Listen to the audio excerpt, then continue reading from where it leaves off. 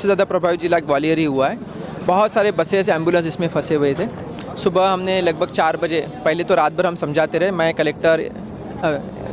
मैं एसपी साहब, एएसपी साहब, एसडीएम, एसडीओपी सभी के सभी रात भर हम लोग खड़े थे ताकि वो समझाएं, लेकिन कार्यकर्ता समझने के लिए तैयार नहीं थे।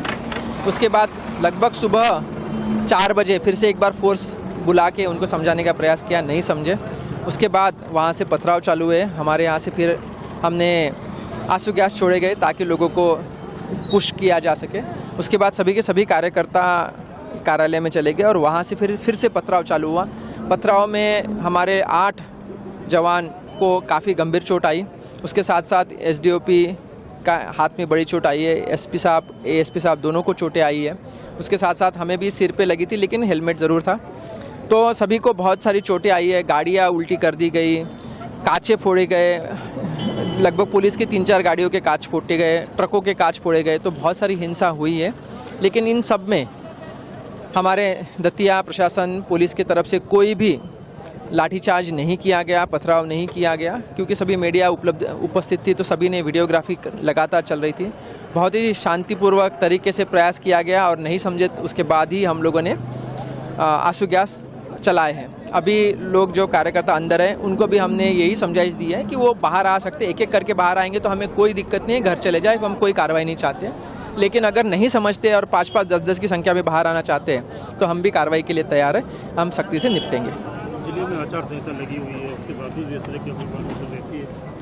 आचार संहिता लगी है, बाउंडेशन बिल्कुल रहता है कि ऐसी चीज़ें होनी नहीं चाहिए, लेकिन आचार संहिता से बहुत ज़्यादा ज़रूरी है कि हाईवे अगर जाम होता है तो बहुत सारे परिवारों को मुश्किल होती है, तो उसको भी हमें देखना है।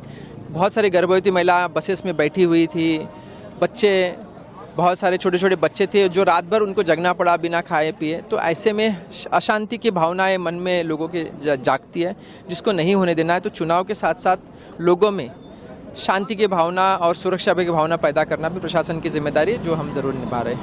तो कहना है कि मार्केटिंग व्यापारियों से भी कहना है कि बाजार बंद का भी आह्वान किया गया है।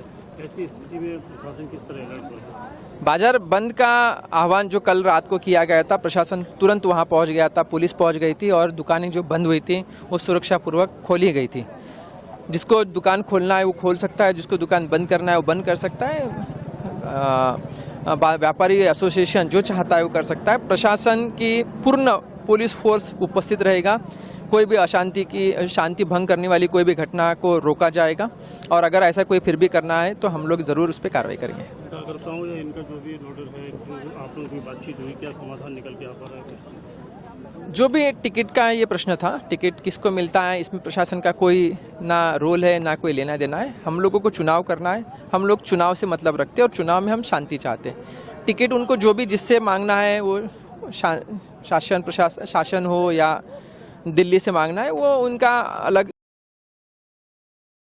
विस्तार से बताया था। मैंने कल भी विस्तार से कहा था, मैं आज भी विस्तार से कह रहा हूं, ये पार्टी का निर्णय है। और एक बात जरूर मैं आपके माध्यम से सभी कार्यकर्ताओं से निवेदन करूंगा कि अभी मेरे को जो विजुअल फुटेज सोशल मीडिया के दिखाए, पेट्रोल डालते हुए या मिट्टी का तेल डालते हुए कार्यकर्ताओं ने, ऐसा कोई कार्य न करें। जैसा कल कहा था, न मार्ग अवरुद्ध करना है। पार्टी के फोरम पे अपने तरीके से अपनी बात कही जाती है, इस तरह से व्यक्त नहीं की जाती है। पार्टी के अंदर डेमोक्रेसी है, कार्यकर्ता अपनी अभिव्यक्ति करता है, पर भारतीय जनता पार्टी कार्यकर्ता इतना अनुशासित है कि एक बार उनसे बिठा के बात कर लेंगे तो सब बैठ जाएंगे और आशुतोष तिवारी भारी वोटों से जीतेंगे। मैं भी से भविष्यवाणी करता हूँ। नरोत्तम जी समर्थक जो है वो नाराज बताए जा रहे हैं। नरोत्तम जी ने वो सब कर लेंगे साहब, ये तो हमारे लिए बहुत छोटी बात है। पार्टी इस प्रकार की सोच समझ के निर्णय लेती है और इसलिए हम डंके की चोट जीतेंगे। और नरोत्तम जी भी काम करेंगे, मैं आपसे कह रहा हूँ। मैं नरोत्तम जी को जानता हूँ व्यक्तिगत, बहुत अच्छे कार्यकर्ता हैं, सीनियर कार्यकर्ता हैं। तैयारी कर रहे थे, अचानक से टिकट कट गया। अरे तैयारी तो बहुत लोग करते हैं, तो उससे क्या होता है? कोई सबको थोड़ी 230 सीट हैं और 2000 लोगों ने तैयारी की, तो सबको टिकट मिलता नहीं है। कोई बात नहीं, पार्टी का निर्णय सर्वोपरि है। जो पार्टी ने निर्णय दिया उसका सब पालन करेंगे। नरोत्तम जी का अगर कहीं गुस्से, मेरी बात नहीं, मैंने कल फ़ोन लगाया था 2-3 बार, पर मेरे को मालूम है कि वो पार्टी के बहुत पुराने कार्यकर्ता है, समर्पित कार्यकर्ता है, पार्टी के निर्णय का सम्मान करें। टिकट बदला जा सकता है? देखिए, एक बार टिकट डिक्लेयर होने के बाद पार्टी में कभी परंपरा नहीं रही कि टिकट बदले, इसलिए मुझे नहीं लगता कि इस प्रकार टिकट बदला है। क्योंकि आशुतोष जी भी बहुत अच्छे कार्यकर्ता, हमारे संगठन मंत्री होते हैं, बहुत अच्छे कार्यकर्ता। कांग्रेस के प्रदेश अध्यक्ष जो हैं उनके भाई